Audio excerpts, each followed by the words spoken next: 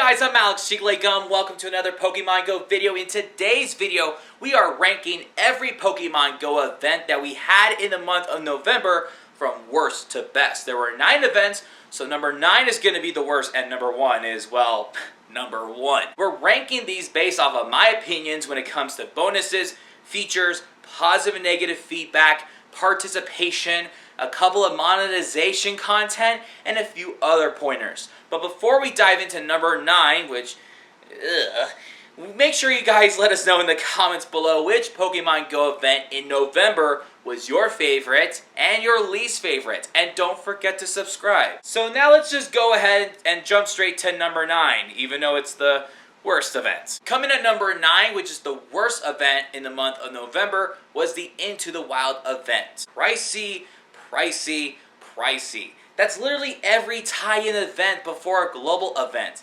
And I feel like for this situation, I feel like the spawns are random, and I also feel like the raid bosses were random.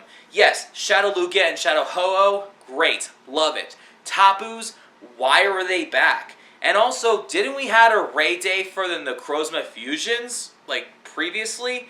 I don't understand why they're just throwing in random stuff and, like, a Hail Mary to get a number of money before the Go Wild area events. Like, I would rather save my raid passes and remotes for the Shadow Cresselia and Shadow Darkrai battles. Like, come on. Number 8 is the Enchanted Hollow event. Although this is more budget friendly and more of a free-to-play friendly, I thought this was super stale. Despite the fact that we had a new Pokemon debut, Spidops, which is the evolved form of Tarantula, it really doesn't do much, like, at all. And in addition, I feel like the bonuses were kind of lagging, and this was an event that we had after the Halloween events. You know, the Halloween event had, like, all the Halloween decor, and then, like, after the event ended, it was just stale, and they thought, ooh, let's get a bunch of bushes with some nice little light bulbs, and see if people will,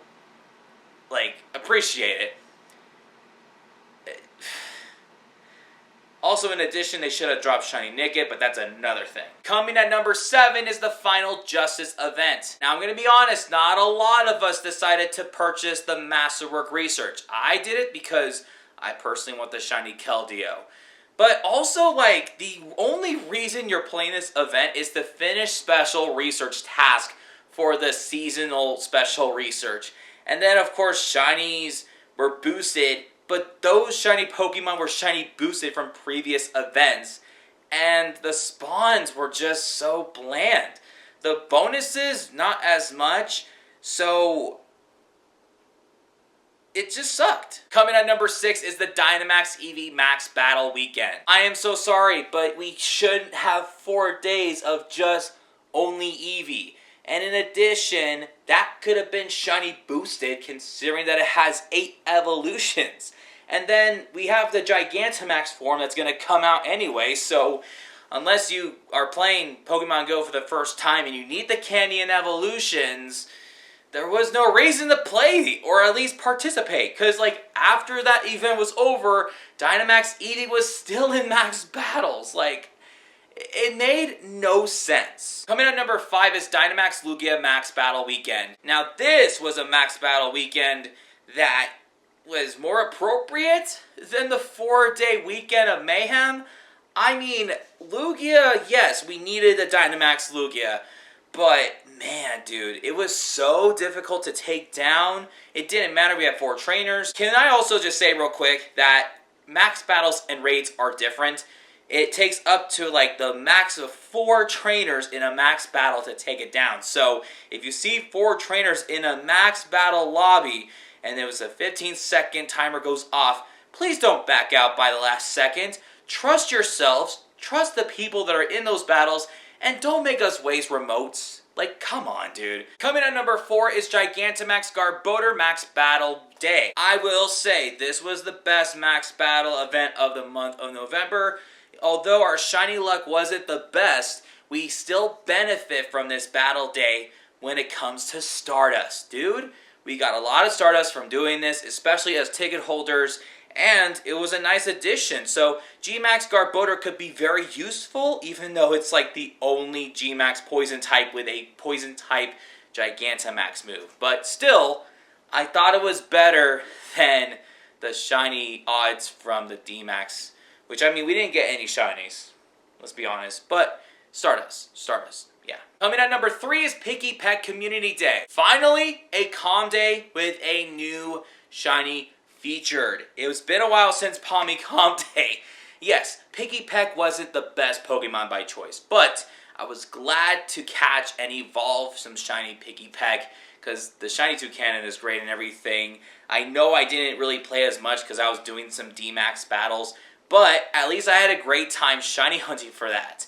And it was the last regular calm day of the year, and they picked something that we all wanted since last year.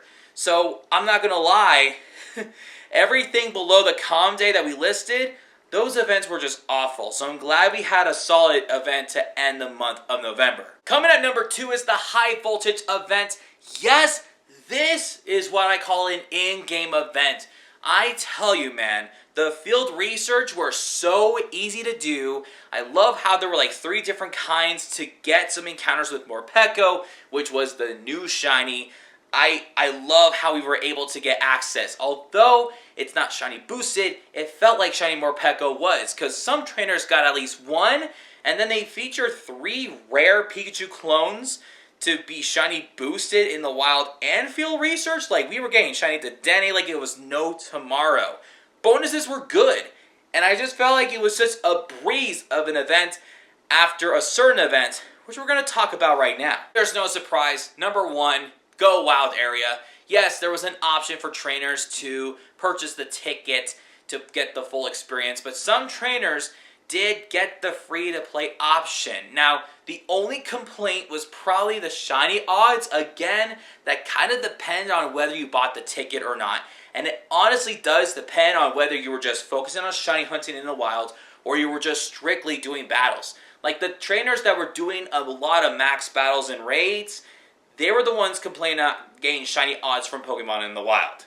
And then vice versa. Now, as a ticket holder that experienced this event, I thought this was better than last year. I have no complaints. I got almost all the shinies that I wanted. I didn't get the shiny shadows, but hey, I'm gonna let that go. I feel like they're gonna come back at some point in the future. But I will say that it was really awesome getting some shinies. I felt like shiny Impidimp was secretly shiny boosted, like even more than others. We got a really big surprise shiny release. We all thought that it was exclusive in Nagasaki, but it was also featured globally. I got shiny Tinkating, so that's what I'm referring. And yeah, there was a lot of other things about this event that were great. I had to say, like, this was an event that everyone was expecting. I had a really great time. I mean, some people may disagree, but personally, I thought this was better than Unova Tour and the Go Fest Global. This was fantastic. Now, you may have different opinions comparing to mine, and I would like to hear them in the comments below. But those are my rankings for every Pokemon Go event in the month of November. I know it's December now, but we are going to be focusing on a couple events, and then we're going to play those, and then we're going to rank December events, and then we're doing a separate video where we're going to pick the best and worst community days, best and worst events throughout the year of 2025, because guys, we're closing out 2025 quicker than you think, and it's so quick that I need to start Christmas shopping right now because, man, time flies. Anyway, that's all the time that we have for today's video. Thank you for watching. We will see you guys next time. Peace out.